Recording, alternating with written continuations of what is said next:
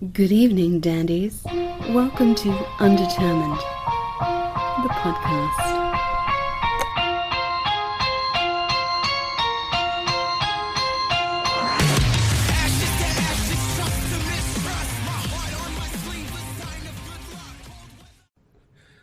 So, who are we talking to this evening? This is Orville Kline, from Pigface and Porn and Chicken. Is that good? That's good. That's awesome. That's All very right. looking for. yeah. We just saw Pigface. Yeah. I got to meet you very briefly. Just shook hands with you in Kansas City when you guys came through there. Yep. I know that show. It was probably rough coming in out of Denver. Yeah, we just barely made it. It took a long time to get through all the snowstorm and everything, and it was also Thanksgiving Day, I think, right, too. So that was, people didn't get to the venue till later, but we kind of had a rush to set up and sound check and get everything rolling. But once we were all sound checked and ready to go, it was a fun show. So yeah, it was a good time. Galen Lee was just outstanding. Yeah. That cover. Oh my gosh. That was just, I got chills. Yeah. She got up. Yeah, everyone. Yeah, it was really impressive. Yeah, I was kind of worried about that. Just, I've been watching on social media because I was coming up there for the show too, and just seeing what all you guys went through with the storms and everything else. And we didn't get there late. We got there too early. What time did you guys? When did you get there? We got there. Well, we thought we saw something go out that the doors were going to open at 8. And then they did, but they did for VIPs. We didn't have our VIP passes because I got around to ordering tickets late. Oh, okay. But yeah, so we stopped there and we were like, well, we Yeah, could I think everything kind of had to get pushed back. Just the travel times got delayed, and then no one was there to like let us in until later a little bit. So I noticed you guys were still hold on, buzzing back and forth to the bus and stuff. Yeah, it's hard to miss you though. That mohawk is epic. Thanks. How much product do you go through on that thing? It takes about 1/5 of a can of hairspray to do it properly. Wow. Yeah, That's more conservative than I would have guessed. Yeah, no, I mean, because through the course of the tour, I was doing it every day, so I was able to kind of gauge like how long the one can would last, and it was about 5 shows. So, wow. They got to allow for room for that on the bus too. Yeah. Well, I mean, usually, the hairspray doesn't take up much space, but doing it. Yeah, it's extra time though. You probably got it down by now though. Yeah, definitely. Yeah.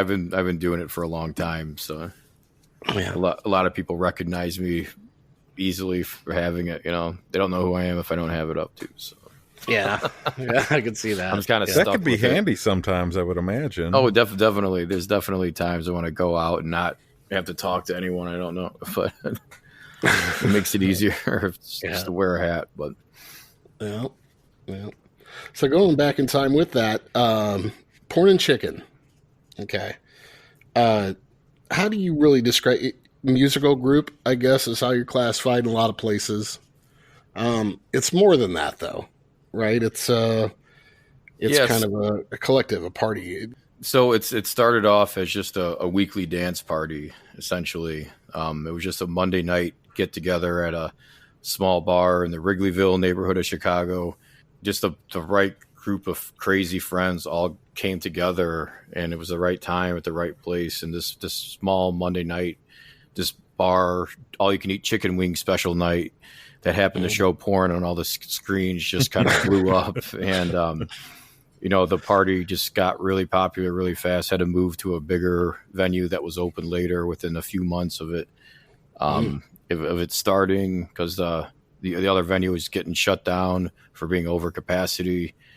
And when it moved to a bigger venue, which was Evil Olive, that the party really blew up because we could hold a lot more people, and it was open later. And the party just kept growing and getting busier, and locals, celebrities would show up, and all the DJs that were in town, left over from doing big shows on the weekend, would come through and play for free.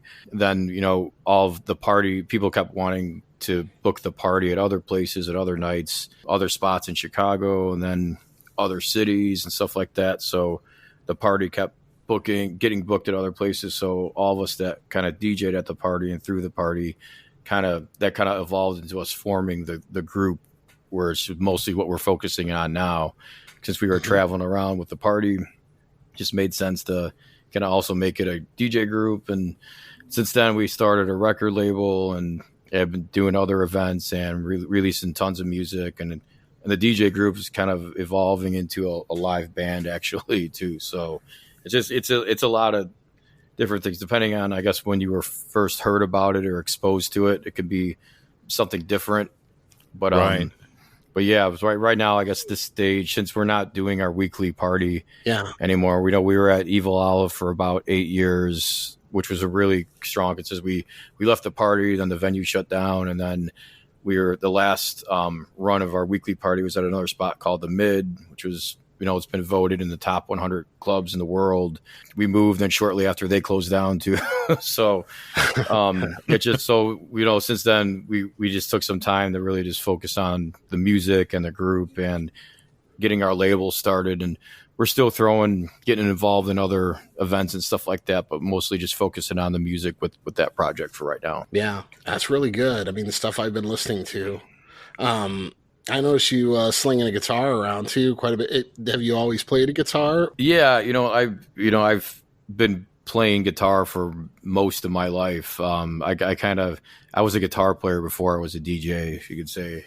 I've been DJing for about 16 or 17 years now, I think, but I've been playing guitar for probably over 20 years. I go through phases where I started off just playing in bands and did like a little DJing as a side thing. And eventually all my bands kind of dissolved and my DJ career took off. So I kind of got out of the band world and dove heavy into the DJ and electronic music world. But lately the live music I'm kind of back into that world now, especially being with Big Face. And now that our DJ group is turning into a live band where I'm playing live guitar and we're doing a lot of live music stuff in the studio, and it's a lot of fun to kind of go back. Everything's kind of coming full circle for me, I guess. Right, it's coming back around for you. That's kind of cool.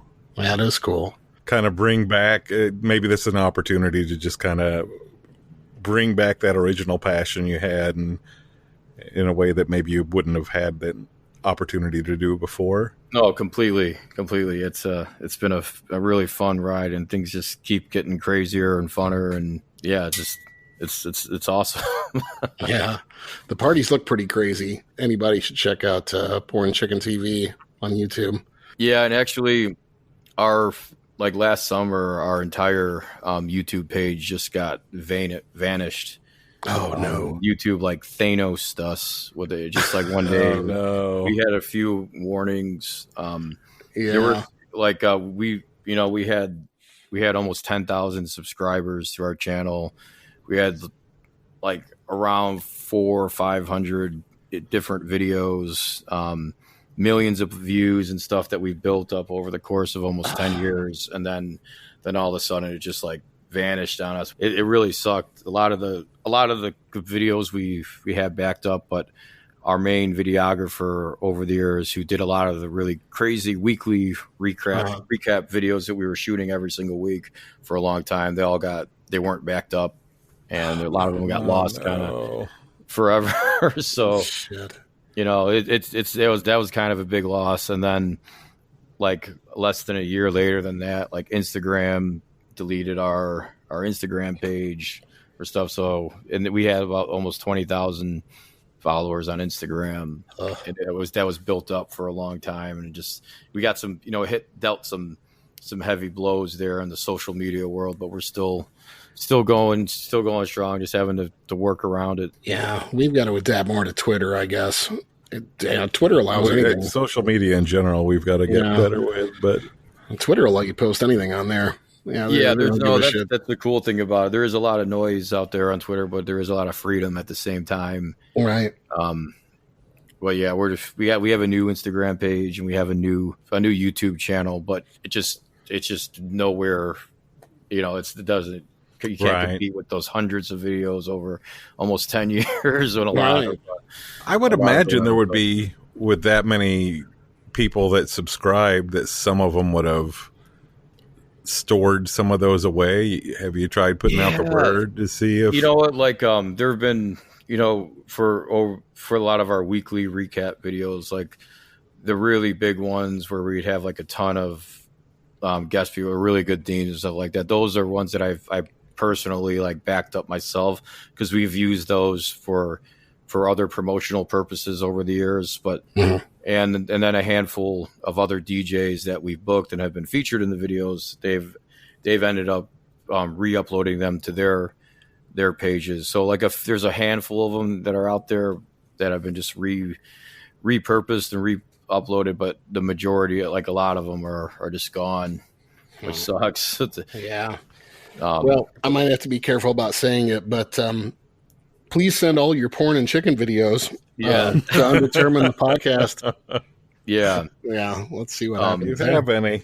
A lot of them, like all the last, like probably the last 2 or 3 years or so worth of them are still like on our Facebook page. Oh, good deal.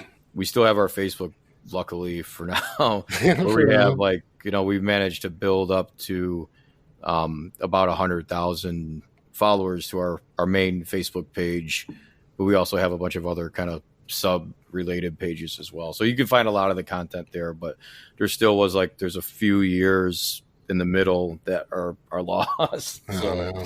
Yeah, because man, that took you. I mean, internationally and everything. Like, you went to Tokyo, didn't you? And yeah, we did. We had one run where we had a regular party we were doing in Honolulu, Hawaii, and the last one we did, we tied in a party in Tokyo. So we did like Chicago to Honolulu and then to Tokyo and back. That was a really crazy run. Yeah, that was a great time.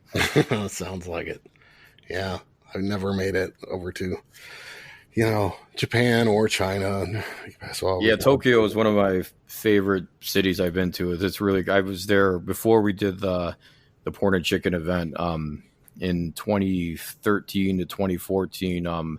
I did a bunch of world tour dates with another DJ / producer / performer called Cryo Man. Mm-hmm. I was like DJing with him and his group, and we got to do Tokyo about like a year before that too, which was really crazy. Yeah.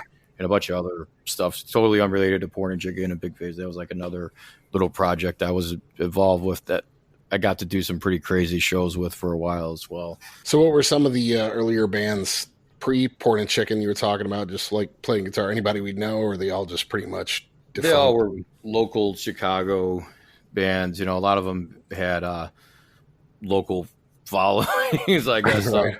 Some, I guess the more recent ones, I was in a band called Fun Club for a while from Chicago, and we got to do some pretty awesome, pretty big shows through a lot of Chicago venues, like being the direct support for acts like Local H, Mindless Self-Indulgence pretty regularly, and got to do some shows on the East Coast with them, man, a bunch all over Chicago. Another experimental orchestral metal band I was in is called Idiom, and they're still around, and kind of like the lead singer who wrote and composed and then sang all the tracks, also played a lot of crazy tuned percussion instruments like marimbas, vibraphones, xylophones, tubular bells. So if you can imagine death metal mixed with tuned percussion instruments, it was some pretty crazy stuff. Yeah, we got to do some, traveled a little bit and did a bunch of shows in the Midwest with them, and they're still around working on music and stuff too. nice. Yeah, then a bunch of other smaller bands over the years, just like my high school days and stuff like that. So, are you looking more at taking Porn and Chicken on the road, or are you guys still just kind of locked into? Like, I saw you got an event coming up, right after the beginning of the new year. Is that going to be in Chicago? I don't know about that one. That's news to me. Oh, I thought it was. Well, no, maybe it was. No, maybe it was the beginning of this year. It's like an old video. I don't know. Yeah, But, I mean, we just we did a bunch of shows around Halloween. We did a couple in Chicago, and we performed at this Nightfall festival just outside of Dallas, Texas, at the beginning of November. So those are the last shows we did. We had like another event scheduled with our booking agency, but they kind of dropped the ball on us, and we're having some issues with them right now. But no, we're still waiting. We're working with. We had this past summer we signed to a new booking agency, and we're currently in the process of working with some new management right now. So our focus at the moment is just getting our new content, new songs, new music videos, new releases, just kind of building up some momentum from the music before we go back out on the road. Just seems to make the most sense for us for right now. Yeah.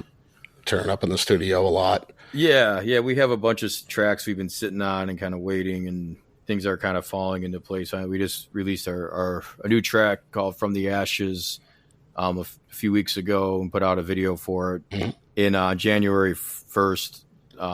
Weed is going to be recreationally legal in Illinois, and we made a song last year that was about weed and smoking weed and marijuana, all that stuff. So we're going to be dropping that right at the beginning of 2020, and we're shooting a crazy music video for it on Thursday, too, which is going to be a lot of fun.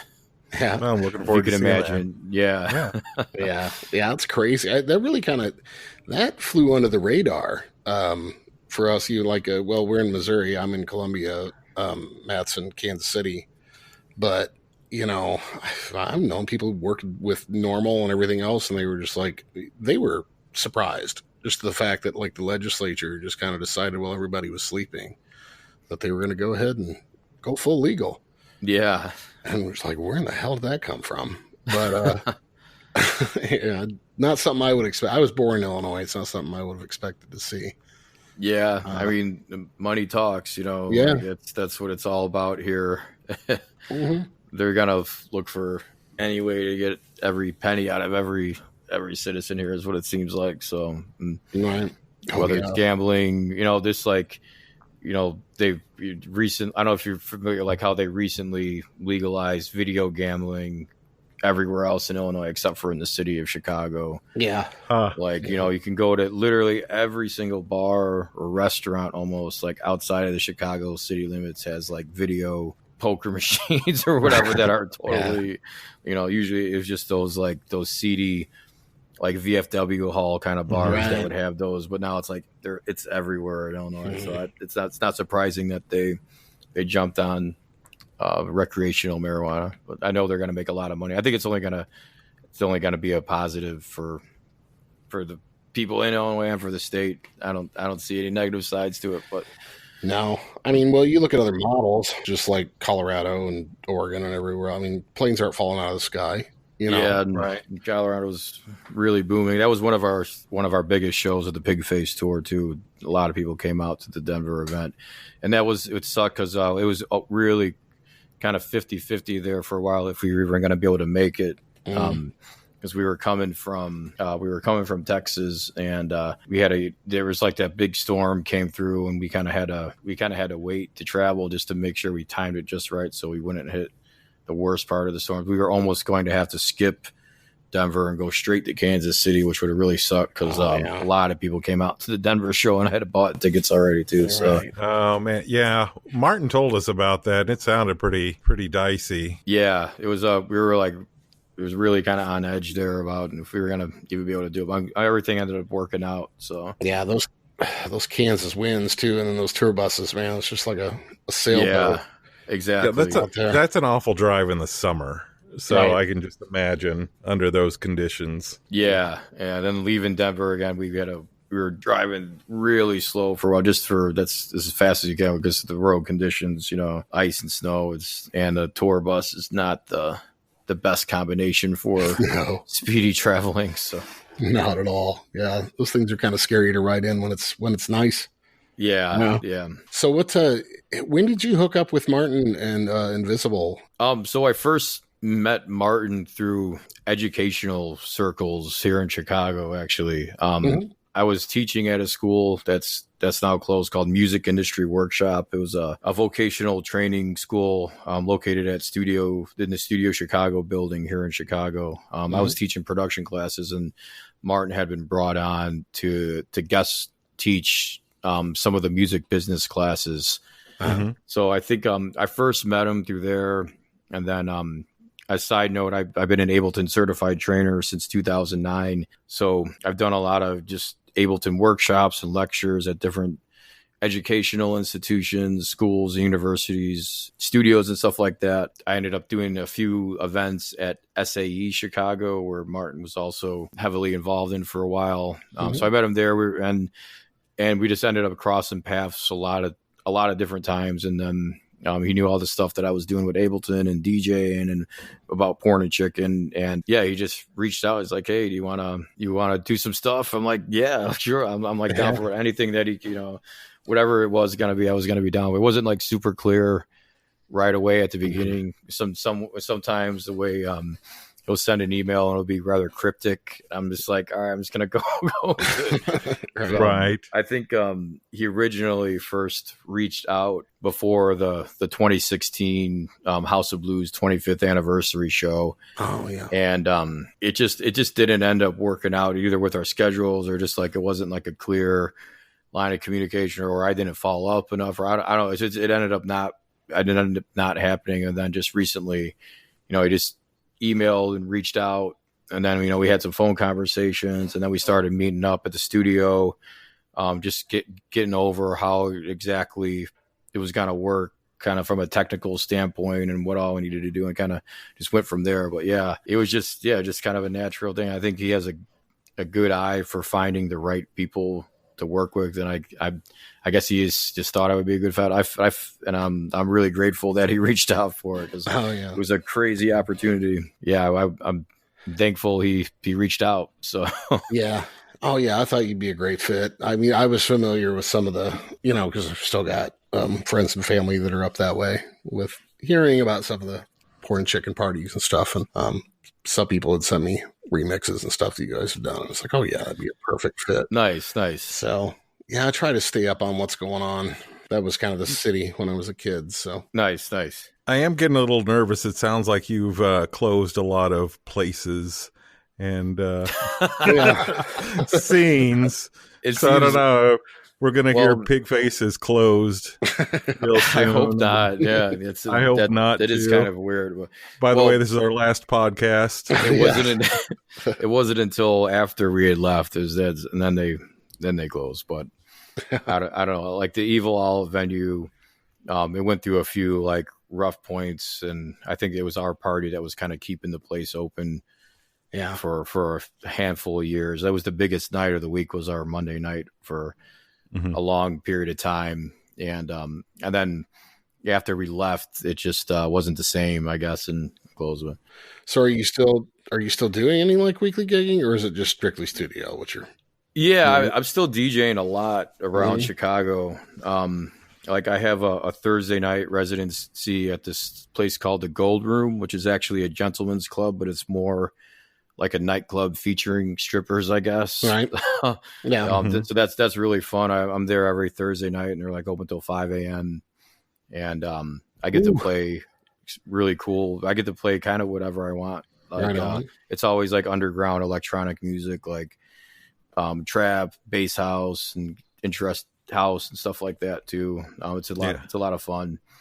I do that on Thursdays, and the rest of the weekdays and weekends, I bounce around to a lot of other spots around the city, like places like Celeste or Spy Bar, Prism, Tau, Bar Sienna, Replay, Progress Bar. I'm just naming off places over the last couple of weeks. Yeah, I'm usually playing like 3 or 4 times a week every week, but at different spots. So, man, is it tough to keep that energy up? Because like everybody's coming out to dance. A lot of those people are turned on, fucked up. Ready to get down. Is it hard to keep the party going for yourself? I mean, I know you can't party every night. It's got to be Yeah, you have to pick and choose your battles. Right. You know, I mean, I can do it every night, but it just if I do it at night, my daytime suffers. And Right. lately, especially since being back from the tour, you know, like I've been teaching every day during the daytime, and then we're trying to work on my own music and our own pork and chicken stuff, and then DJing at night. So, it's, you know, you have to make sacrifices somewhere, and that's my sacrifices by not partying as hard or as much every night. Right. So, you know, nights that I'm not DJing, I'm not like going out and drinking, because I don't have the time or the bandwidth to be able to do that and still be productive in the studio, or be able to teach classes, do mixing and mastering sessions, or stay on top of all my social media garbage, you know, all that stuff. So, Well, we're glad you found time for it. Well, even that stuff, though, it turns into a task. I've been kind of surprised at how hard it is for us just to keep up with just this tiny podcast and all that little obligate. And it's two of us trying to do it. And we're just putting out like once a week content, you know? So yeah, maybe a little bit more than then, but man, we're sure glad you found time for us. We appreciate it. Yeah, no problem. It worked out. Just I was, you know, just tonight I was at the studio earlier. Had time to grab some food. And like late nights, I'm usually at home working on stuff like this. So Right on. Yeah, it works out.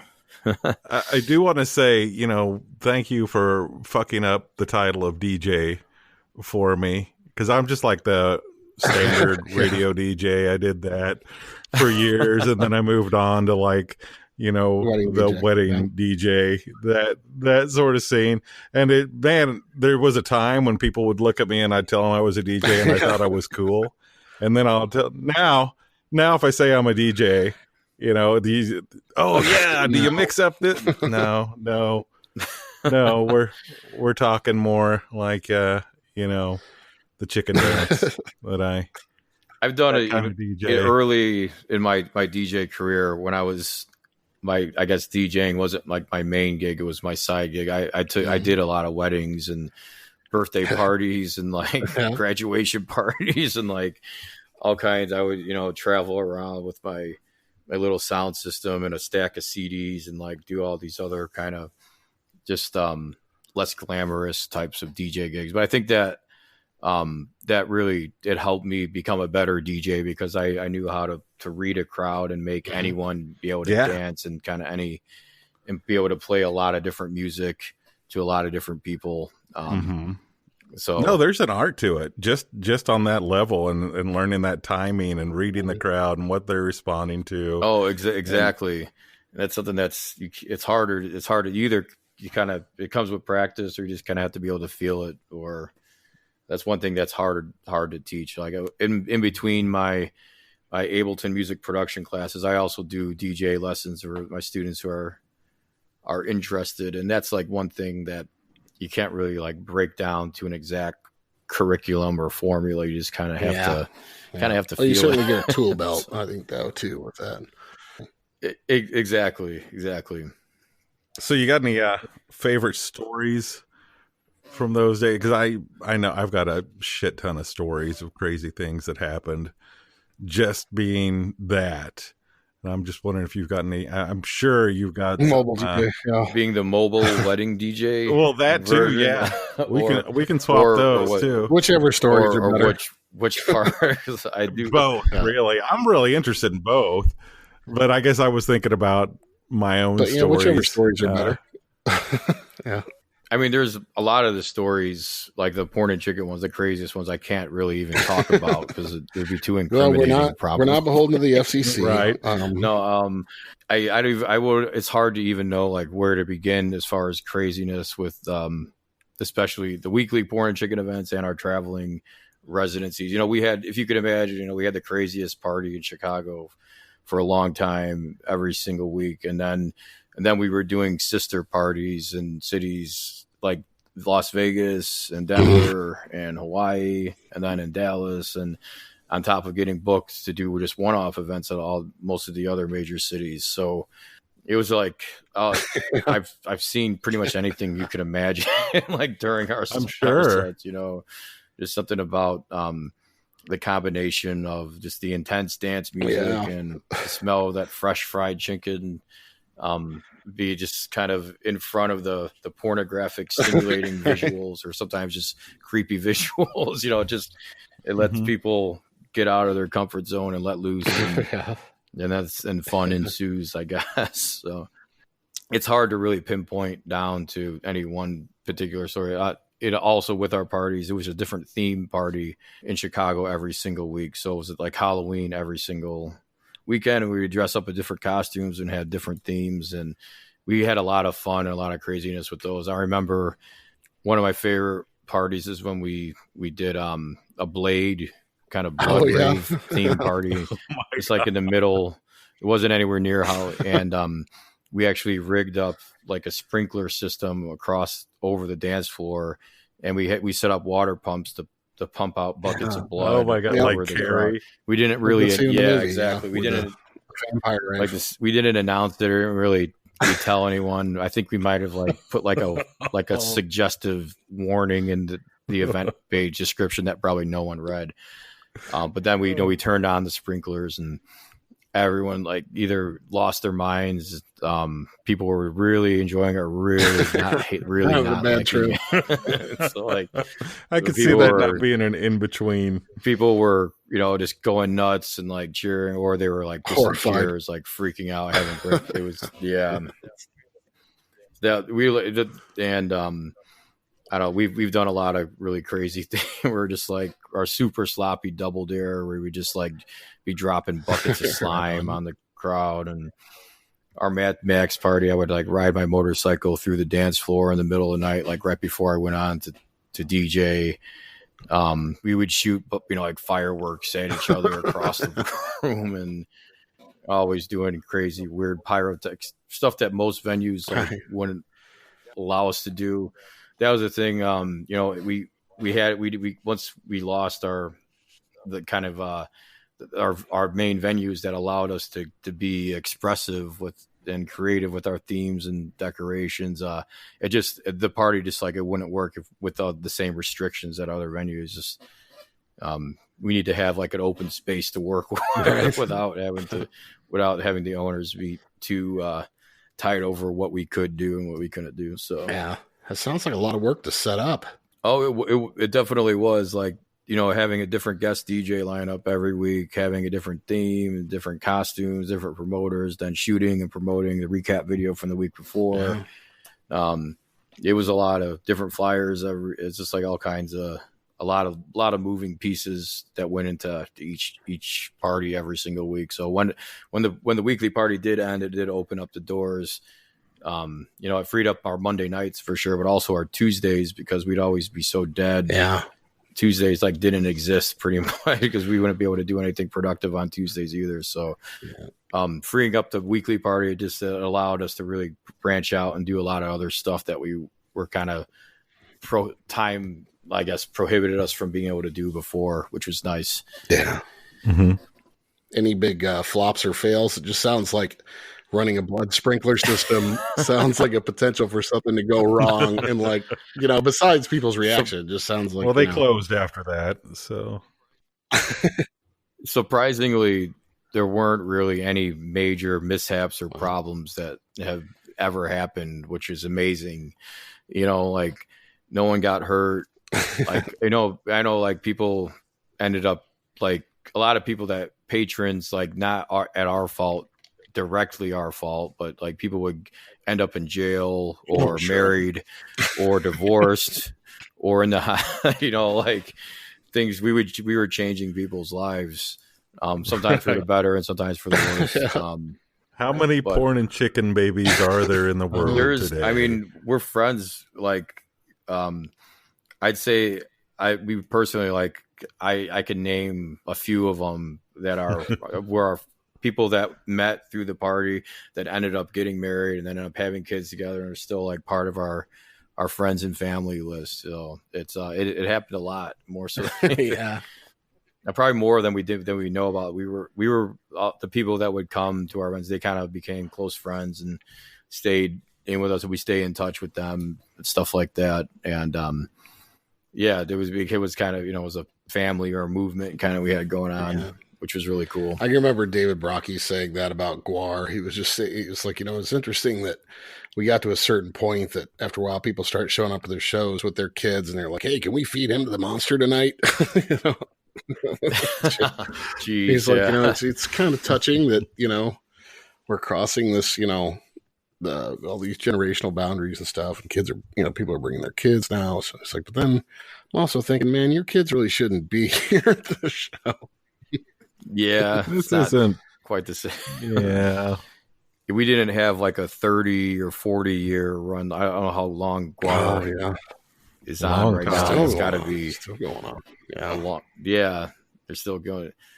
I can remember seeing them talking about a mess. It was like the funniest thing was going to see Guar and then seeing all these girls show up and just like their nice clothes, having no idea what they're about to be covered with or sprayed with. I mean, you'll come out of a Guar show just like dyed blue. Oh yeah, I remember one time, like one of my ex-girlfriends bought us both tickets to see Guar for like my birthday or something, and she just knew that I was like a fan, but she had no idea like what to expect, and we ended up in the middle of the show. She was just like crying, like covered in fake semen, and like we had to leave the show early, I think, because she was just having like the worst worst time of her Happy life. Birthday. Hey.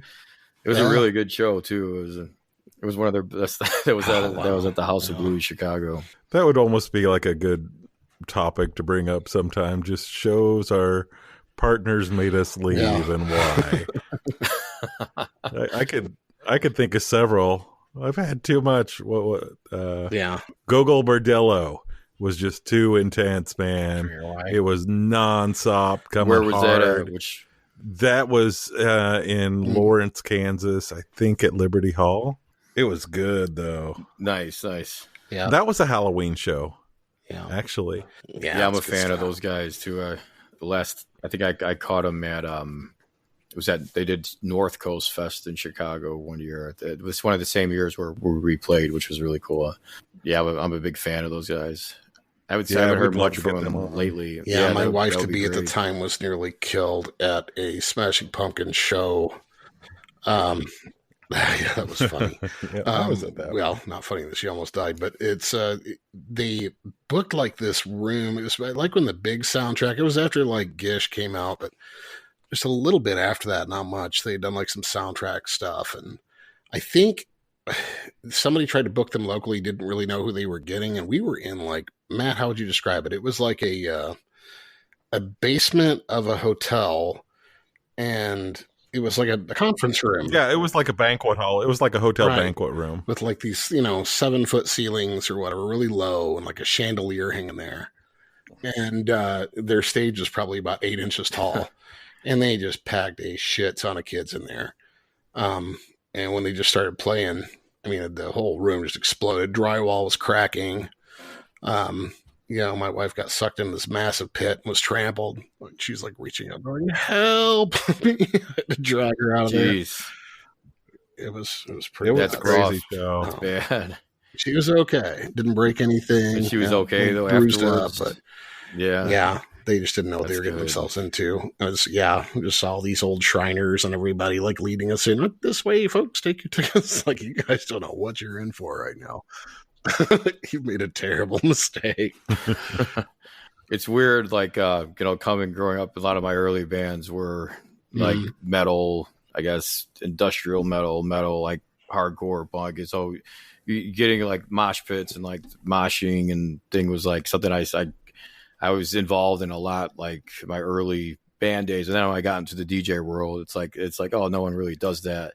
Now I fast forward like 10 years later after it, and now it's like moshing is the new thing that all the dubstep kids get into, like dubstep and rhythm kids. So it's like coming back around. It's weird. Yeah. At first I was like, you would see it. I would see it like every once in a while. Now it's like you see it all the time at pretty much every dubstep show, and it's weird to me because I guess it's the same. It's sure. totally different sound, but it's the same kind of energy. I think that's what that kind of, I don't know, that makes it a little bit easier for me to channel that energy when kids are going nuts like right. that. But it's definitely more metal. I think dubstep is. No, for sure. There's a lot of, and I guess a lot of our stuff, I guess we kind of try to fuse the two together in different ways. So yeah, you can definitely hear the industrial influence too, and things like that. And it's weird how similar all these different worlds and sounds really are, but they are pretty different. The worlds are still pretty far apart.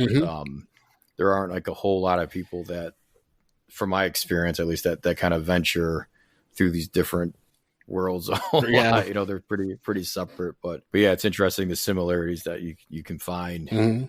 Well, and I thought even just like it was kind of odd, but like in the 90s when like KMFD, well, not KMFDM, they probably fit the moniker a little more. Like you go to the Thrill Kill Cult show and there'd be metalheads there, you know, and a lot, it was just like, it's like totally a, you know, more of a dance band, definitely more EDM dance, but you know. Yeah, speaking of crazy shows, I think that one on top of both John and mine's list, we both went to that show too. Yeah. It was them with Ethel Meatplow. Yeah.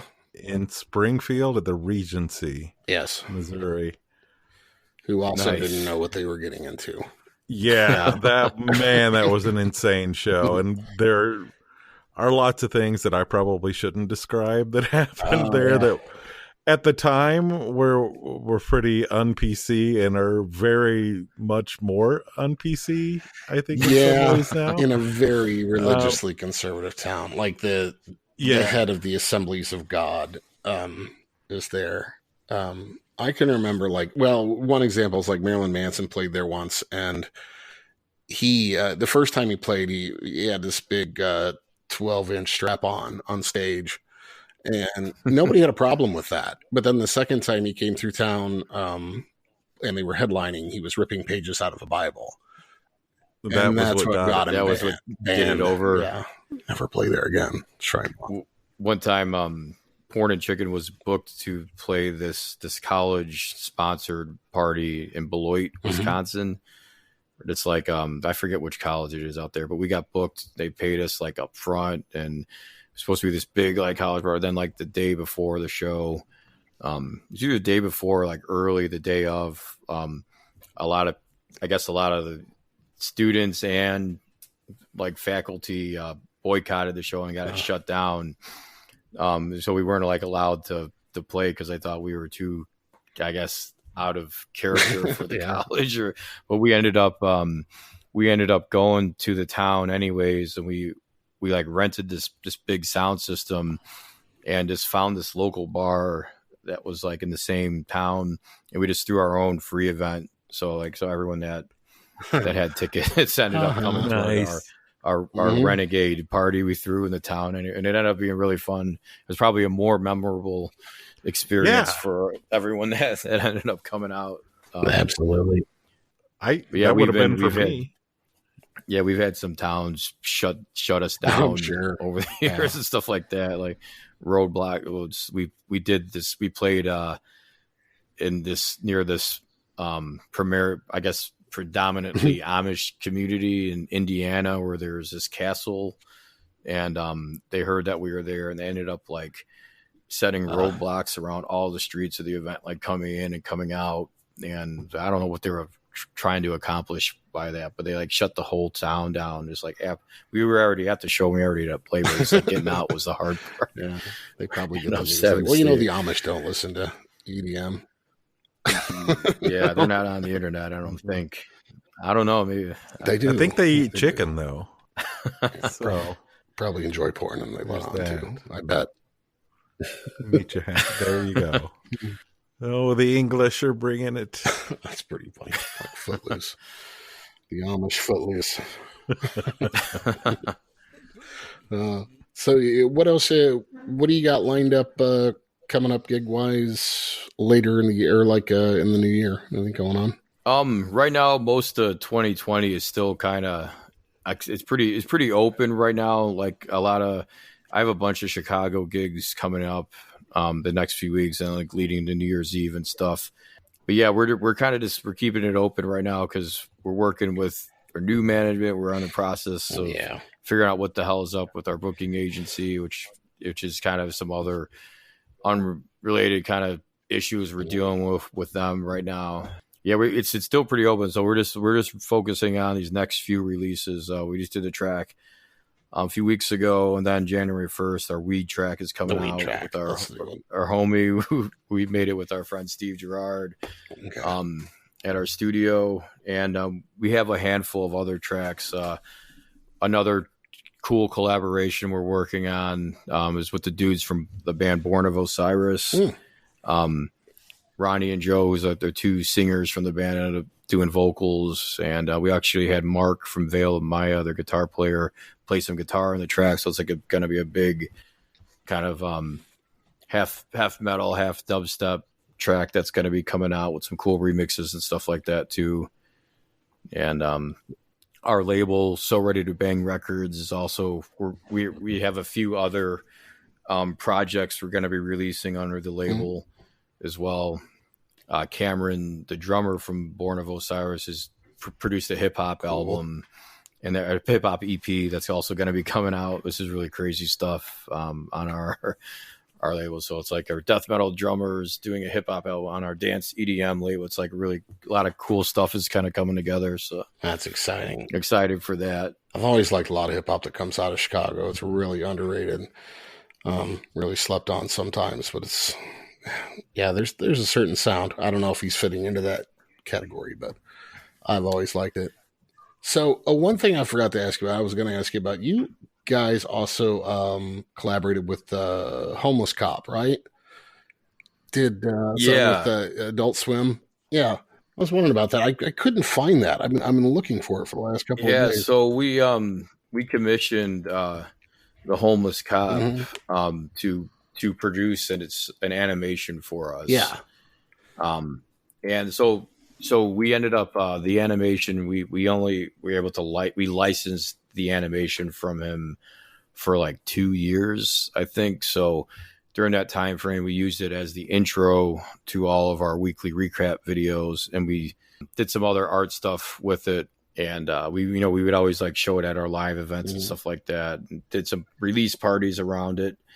And we did one other collaboration with him where we did this Chicago tour called the 12 Days of Porn and Chicken. 2 years in a row. We did like 12 parties and 12 nights in a row. And he commissioned some pornographic Christmas animations. We commissioned him to produce some that we used for that, which we only like showed mostly on the tour and in our version. But like, yeah, he did some really cool stuff. He's done a lot of cool like bumps and those kind of mini animations for adults and stuff like that. It'd be great to work with him again if in the future, hopefully. But our licensing that we paid for, I guess, ran out, so we weren't able to use it for more in the future. But if you look on his website or some other, I think there's still the main like animation that he did for us is still out there on YouTube, either through his channels and stuff like that. Most of them, again, were on our YouTube channel that got erased. Yeah, it sucks. Yeah, probably. But yeah, it sucks. With the Pigface tour, we were actually scheduled to shoot on Adult Swim's Bloodlust band show. I don't know if you guys are familiar with that.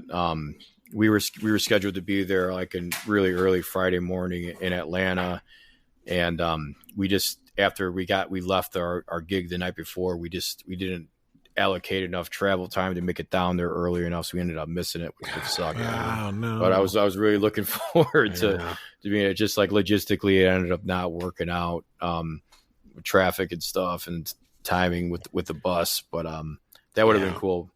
We were actually one of the other collaborators that was, I think Martin was talking to, was Jason Pearson from the band called Justin Pearson from the band called The Locust.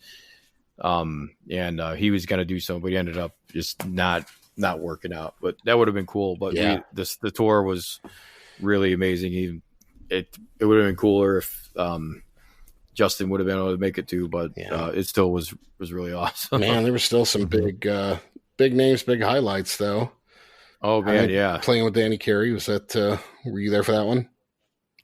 I did all the shows. So yeah, you were there for all of them. Yeah, definitely. The 2 shows we were able to do were pretty insane. Yeah. Pretty magical. He's a really awesome dude and an incredible. He basically showed up, sound checked, in Minneapolis with us. He played like 2 songs, and then we weren't sure. There was always, for any of like our guests that come on, there's never any pressure or assumptions or restrictions as far as like what they feel comfortable playing with us or not. So there was like we thought like maybe he'll come on and play like a couple songs, but he ended up we were originally planning on doing like a reveal of his drum kit in the middle of the set, then he would come on and play a couple songs. But he ended up just starting right from the beginning and playing every single song without a hitch, unrehearsed. Wow. And he hasn't played with Pigface or any Pigface songs since like 94 or something like that. So that's crazy for him to it's just a testament to how good he is. He can just literally just show up, and it's not like these aren't just the songs, all the Pigface songs, they're constantly evolving and changing depending on what tour. None of them are, very few of them are closely structured to how the studio versions are. So there's a lots of different live versions that have been released and recorded and played over the years. So it's you kind of have to just be in with everyone's kind of general consensus of how we're going to be playing up. So for him to just come in and not, probably not even heard a lot of the songs or not in a very long time, it's pretty incredible to see him do that. So he had his Mandela kit, the Mandela kit, his own kit there with those crazy synth drums he has and all that shit, or who sorry, what was that? Did Danny Carey have his his signature kit there? He ended up playing on one of our spare kit that we had with us. It was one of Martin Atkins' extra kits so we always, throughout all the stops of the tour, we had 3 drum kits with us at all times, and we didn't set up. There's a handful of the other shows where we set up the 3rd kit. Like in Detroit, we had the drummer from Flogging Molly. He played a handful of songs with us, and we had a different guest drummer. And I forgot who played with us in New York. I had to look it up. Get back. Maybe you guys could splice that in later. No, but but yeah. So he just ended up just playing on the kit that we had. It was one of Martin's kits. So he actually talked about that when we had him over the summer, just picking up extra drum kits just in case. You never know what's going to happen. That's kind of how it works. The Chicago show was really crazy, where there were 5 drum kits set up. That is crazy. We didn't travel with all 5 because a lot of them were, Martin had them stored in Chicago, so it wasn't that hard to get them in there. Yeah. But yeah, Danny just showed up. He played what was there and didn't ask any questions, and just nailed it. Cool. Another really fun guest that we had in New York and Chicago was a bass player, David Weiss. Weiss, are you familiar with him? He jumped in. I don't think he's done stuff in a long time with Pigface either, and he just jumped on and did some really awesome, crazy original bass parts. There's already were 2 bass players in the band, and he jumped on as being the 3rd bass player, and he was able to play. He plays his bass more like a lead guitar, so it didn't really clash, and added a lot of really cool textures and melodies and stuff to what was going on, which kind of blew me away for him to just jump on and wail like that, which is really cool. Yeah. I was happy to see Leslie on the bill too. Yeah, I'd never been able to catch her with Pigface, and then that worked out. That was cosmic hearing Chickasaw live. Yeah, it was. Yeah, that was always every night. That was one of our favorites to play, just because it gives off a certain kind of energy, that song, that having everyone in harmony and in sync, syncing together. And the whole crowd is like in the same wavelength at that point. You know, that's always a fun one to play. That's usually that one or Ass Full is one of the two. If I try to introduce somebody to Pigface, the ones that I'll play. Yeah, those, you know, they all are. I consider them to be more like alternative rock songs, right. I guess. Then they're not really that industrial, you know, per se.